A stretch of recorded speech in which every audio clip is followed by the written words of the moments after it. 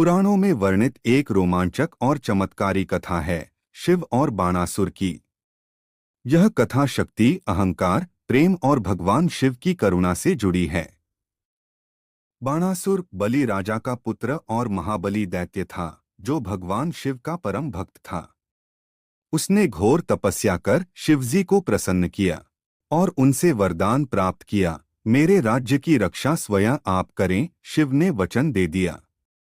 वरदान मिलते ही बाणासुर का अहंकार बढ़ने लगा। उसने सोचा कि अब उसे कोई नहीं हरा सकता। वह चारों दिशाओं में युद्ध करता गया और शक्तिशाली देवताओं को भी पराजित करने लगा। लेकिन उसके मन में एक द्वंद्व था। वह युद्ध करना चाहता था, पर कोई योग्य योद्धा उसे चुनौती नहीं दे रहा था। उधर बाणासुर की पुत्री उषा एक सुंदर और विदुषी कन्या थी।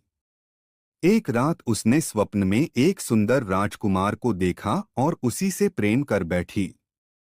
उसकी सखी चित्रलेखा, जो चित्रकला में निपुण थी, ने उषा के स्वप्न राजकुमार का चित्र बनाकर पहचान लिया। वह द्वारकापुरी के यदुवंशी राजकुमार अनिरुद्ध थे, भगवान कृष्ण के पौत्र। चित्रलेखा ने योग विद्या से अनिरुद्ध को चुपचाप उषा के महल में लाकर उससे मिलवा दिया। दोनों का प्रेम गहराता गया, पर यह रहस्य अधिक समय तक छिपा न रह सका। जब बाणासुर को इस बात का पता चला, तो वह क्रोधित हो गया।